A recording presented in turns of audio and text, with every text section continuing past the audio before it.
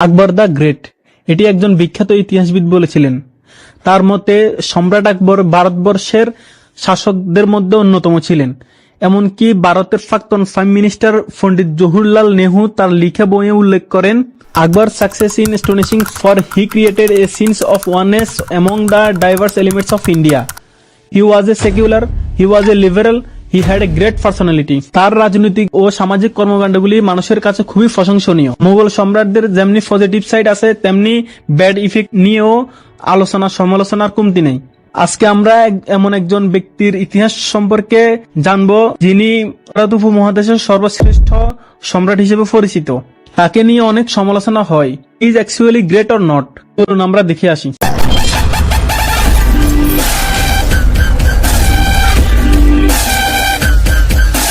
In 1562 আকবর তার তৃতীয় স্ত্রী এক হিন্দু রাজকুমারীকে বিয়ে করেছিলেন। That was the first time Muslim সম্রাট হিন্দু রাজকুমারীকে বিয়ে করেছিলেন। অনেকে হিন্দু রাজকুমারীকে বিয়ে করাটা নেতিবাচক হিসেবেই দেখেছিলেন। আকবর ছিলেন সম্পূর্ণ একজন ধর্মনিরপেক্ষ শাসক।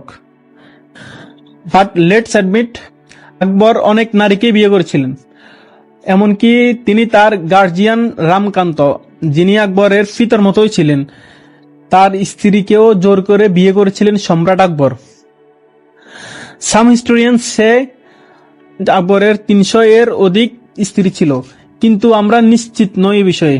কিন্তু এত সব নারীর মধ্যেই queen of the Mughal empire ছিলেন কাছুয়া রাজপুতের রাজকুমারী। She was favourite wife of আকবর।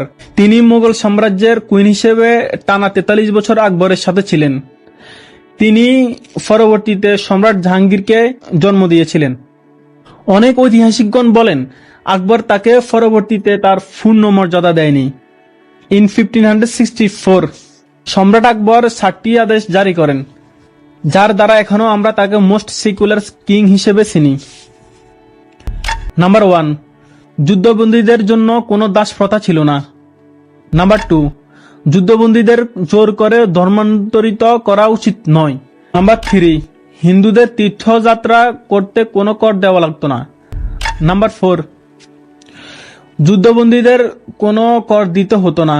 তখন আকবরের আমলে হিন্দুদের কর দেওয়া লাগতো না, কারণ হিন্দু রাজকুমারীদের বিয়ে করার কারণে ধীরে ধীরে এই প্রথা উঠে নেওয়া হয়। এসব রুলস জারি করা মুঘলদের স্বাভাবিক স্বভাব ছিল। এট দ্য সেম টাইম হিন্দুদের উপর তখন সম্রাটের প্রজারা অধিকার খাটাতো। জুলুম, নির্যাতন, নিপীড়ন সবকিছুই ওদের স্বাভাবিক ছিল। But Akbar did not take action. For example, তার একজন গভর্নর হুসেন খান লাহোরে হিন্দু জনসাধারণের জন্য কয়েকটি রুলস জারি করেন। নাম্বার 1, হিন্দুরা তাদের পোশাকে একটি চিহ্ন রাখতে হবে যাতে দূর থেকে তাদের আইডেন্টিফাই করা যায়। নাম্বার 2, হিন্দুরা বাড়িতে বসে থাকতে পারবে না। Number 3, it's compulsory for Hindus to maintain distance from Muslims. দেখেন, তখন একটা আইন ছিল যে মুসলিমদের থেকে হিন্দুরা দূরত্ব বজায় করে চলবে, কারণ তিনি হিন্দুদেরকে আনটাচেবল পারসন মনে করতেন।